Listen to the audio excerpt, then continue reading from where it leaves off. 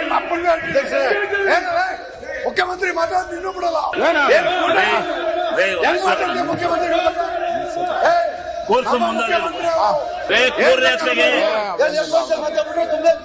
ಇಲ್ಲಿ ಯಾವುದು ದಾಖಲಾತಿ ಬಂದಿಲ್ಲ, ಅದರಿಂದ ಯಾವ ಪದನು ತಗೊಳಕ್ಕಾಗಲ್ಲ. ಹಣ ಕುಂದುವೆಚ್ಚ ಮಾಡಕ್ ಬಂದಿಲ್ಲ. ಇಲ್ಲಿ ಬಂದಿರೋದು ಅವರಿಗೆ ನ್ಯಾಯ ಒದಗಿಸಿಕೊಡಕ್ಕೆ.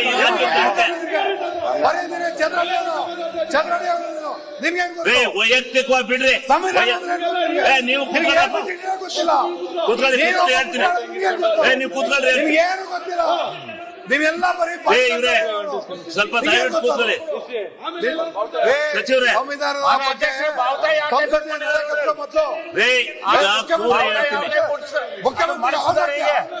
ಮುಖ್ಯಮಂತ್ರಿ ಏನ್ ಮಾತಾಡ್ತೀರ ನೀವು?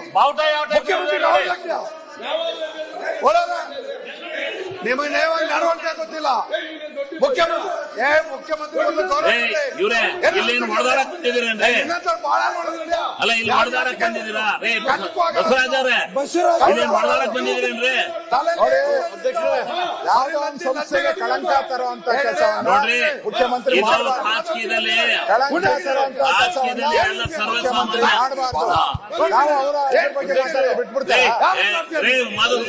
ಏನ್ ಮಾತಾಡ ಏನ್ ಕೂಡಲ್ಲ ನೀನು? ನೀನಲ್ಲ ನಿಮ್ಮ ಅಪ್ಪನಿಗೆ ಮುಖ್ಯಮಂತ್ರಿ ಮಾತಾಡೋದು ಇನ್ನೂ ಬಿಡಲ್ಲ. ಮುಖ್ಯಮಂತ್ರಿ ಏನ್ ಮಾತಾಡ್ತಾರೆ? ಮುಖ್ಯಮಂತ್ರಿ ಕೋರ್ಸ್ ಮುಂದೆ ಬಹುಮತ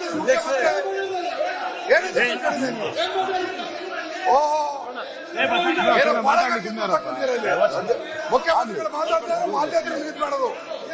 ಇಲ್ಲಿ ಯಾರು ಎದುರಕ್ಕೆ ಬಂದಿಲ್ಲ. ಇಲ್ಲಿ ನಿಮ್ ಕೋಟಿ ಮಂತ್ರಕ್ಕೆ ಎದುರವ್ರು ಯಾರು ಇಲ್ಲ. ಇಲ್ಲಿ ನಿಮ್ಮನ್ನ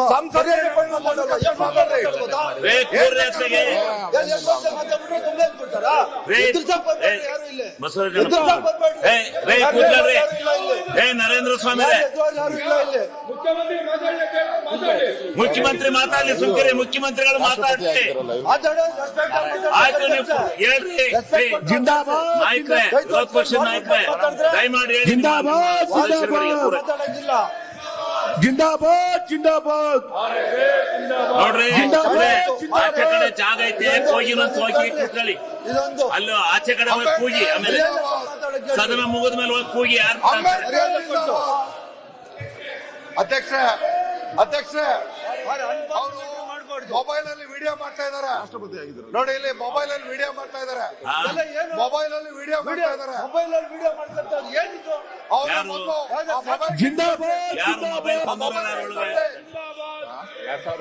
ಯಾರು ವಿಡಿಯೋ ಮಾಡ್ತಾ ಇರೋರು ಮೊಬೈಲ್ ಅಲ್ಲಿ? ಕಾನೂನು ಕ್ರಮ ಆಗುತ್ತೆ. ಹುಷಾರ್, ಕಾನೂನು ಕ್ರಮ ಜರುಗಿಸಬೇಕಾಗುತ್ತೆ. ವಿಡಿಯೋ ಮಾಡಿದ್ರೆ ಮೊಬೈಲ್ ಅಲ್ಲಿ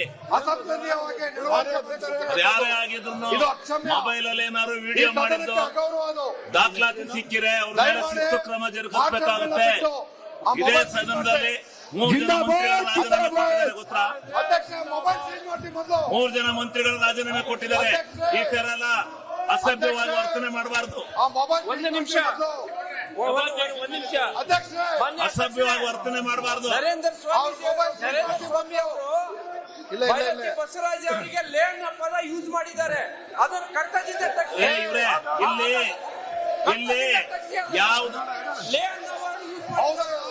ಇಲ್ಲಿ ಯಾವುದು ದಾಖಲಾತಿ ಬಂದಿಲ್ಲ, ಅದರಿಂದ ಯಾವ ಪದನು ತಗೊಳಕ್ಕಾಗಲ್ಲ. ಇಲ್ಲಿ ಯಾವುದು ದಾಖಲೆ ಸದನ ಆರ್ಡರ್ ಇಲ್ಲ.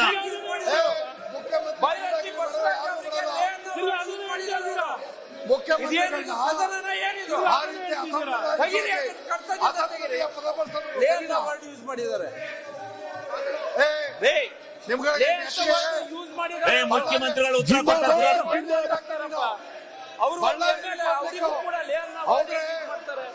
ಬಳ್ಳಾರಿ ರಿಪಬ್ಲಿಕ್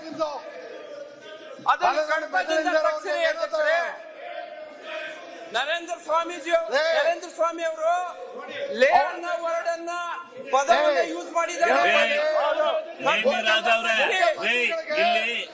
ಇಲ್ಲಿ ಯಾವುದು ದಾಖಲಾತಿ ಇಲ್ಲ.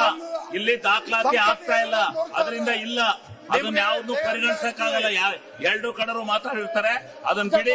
ಈಗ ಮುಖ್ಯಮಂತ್ರಿಗಳು ಉತ್ತರ ಕೊಡ್ತಾರೆ, ದಯವಿಟ್ಟು ಎಲ್ಲ ಕೂರಿ, ಎಲ್ಲ ಕೂರ್ರಿ ಇವ್ರೆ, ಅಲ್ಲ ಕೂತ್ಕೋಬೇಕು, ಆಮೇಲೆ ಚರ್ಚೆ ಮಾಡೋಣ. ಸದನ ಪ್ರಾರಂಭ ಕೂರ್ರಿ, ಸದನ ಪ್ರಾರಂಭ ಕೂತ್ಕೊಳ್ಳಿ. ಆ ಮೊಬೈಲ್ ಸೀಸ್ ಮಾಡ್ತೀವಿ ಮೊದಲು. ರೇ ಈಗ ಆ ಮೊಬೈಲ್ ಸೀಸ್ ಮೊಬೈಲ್ ಯೂಸ್ ಮಾಡಿದ್ದು ದಾಖಲೆ ಸಿಕ್ಕಿದೆ, ಅದಕ್ಕೆ ಶಿಸ್ತು ಕ್ರಮ ತಗೋಣ, ಶಿಸ್ತು ಕ್ರಮ ತಗೋಣ. ಅದ್ರಲ್ಲಿ ಮುಲಾಜಿಲ್ಲ, ತಗೋಣಂತೆ.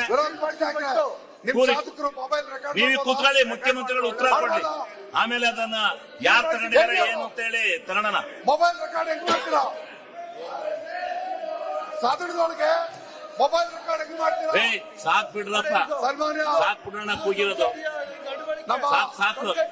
ಕೂತ್ಕೊಳ್ರಿ ಇವ್ರೆ, ಅಧ್ಯಕ್ಷರೇ, ಮುಖ್ಯಮಂತ್ರಿಗಳು ಉತ್ತರ ಕೊಡ್ಲಿ, ಕೂತ್ಕೊಳ್ಳಿ ದಯವಿಟ್ಟು. ಅಧ್ಯಕ್ಷರೇ, ರೇ ರವಿ ಅವ್ರೆ ಕೂತ್ಕೊಳ್ರಿ, ಕೂತ್ಕೊಳ್ರಿ, ನಿಮ್ಗೆ ಆತ್ಮ ಕೂತ್ಕೊಳ್ರಿ. ಸಂವಿಧಾನದ ಬಗ್ಗೆ ಗೌರವ ನೋಡಿ, ಇದೆ. ಜನ ಮೊಬೈಲ್ ಎಲ್ಲರನ್ನು ನೋಡಿ ಹೊರಗಡೆ ಜನ ಆಡ್ಕತ್ತಾರೆ, ಕೂತ್ಕೊಳ್ಳಿ, ಬೇಡ ತಪ್ಪಾಗಿ ತಿಳ್ಕೊತಾರೆ ಸದನದ ಬಗ್ಗೆ, ಕೂತ್ಕೊಳ್ಳಿ. ಯಾರು ಜಿ.ಟಿ. ಪಾಟೀಲ್ ಯಾರು? ಸಂಸದೀಯ ಸಚಿವರು ಮಾತನಾಡ್ತಾರೆ, ಸುಮ್ಮನೆ. ಯಾರು? RSS ಜಿಂದಾಬಾದ್, RSS ಜಿಂದಾಬಾದ್, ಸುಮ್ನೆ ಸಾಕತ್ತಾಗ ಹೋಲಿ. RSS ಜಿಂದಾಬಾದ್. ಅಣ್ಣ, ನಾನು ಅದಕ್ಕೆ ನಿನ್ನಂಗ ಅಂದದ್ದು, ನಾನು ಅಂಬೇಡ್ಕರ್ ಜಿಂದಾಬಾದ್. ನೀನು ಹಂಗ್ ಕೂಗಿ ಕೂಗಿ MLA ಆಗ್ಬಿಟ್ಟಿದ್ಯಾ? ಅಧ್ಯಕ್ಷರೇ, ಅಧ್ಯಕ್ಷರೇ, ಅಧ್ಯಕ್ಷರೇ, ಅಧ್ಯಕ್ಷರೇ, ಅಧ್ಯಕ್ಷರೇ, ಒಂದೇ ಒಂದು ಮಾತು ಹೇಳಿ. ತಡ್ರಿ, ಸಂಜೆ ತಮಾಷೆ ಮಾಡಬಾರ್ದು, ಕುರಿ. ಒಂದೇ ಒಂದು ಮಾತು ನೋಡಿ, ದಯಮಾಡಿ ಸಚಿವರು ಮಾತನಾಡ್ತಾರೆ, ಆಮೇಲೆ ಮುಖ್ಯಮಂತ್ರಿಗಳು ಉತ್ತರ ಕೊಡ್ತಾರೆ, ಕೂರಿ.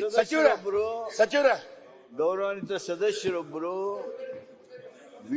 ವಿಡಿಯೋ ರೆಕಾರ್ಡಿಂಗ್ ಮಾಡ್ಕೋತಾ ಇದ್ದಾರೆ ಅನ್ನುವಂತ ಆಪಾದನೆ ಬಂದಿದೆ. ಇದೇ ಸದನದಲ್ಲಿ ಹಲವು ಗೌರವಾನ್ವಿತ ಸದಸ್ಯರು ಮಾಡಿದ್ದಾರೆ. ಅವರು ಯಾರು ಸರ್? ಅದು ಆರ್ ಅಶೋಕ್ ಅವ್ರ ವಿರುದ್ಧ ಅದು ರೆಕಾರ್ಡಿಂಗ್ ಆಗಿತ್ತು.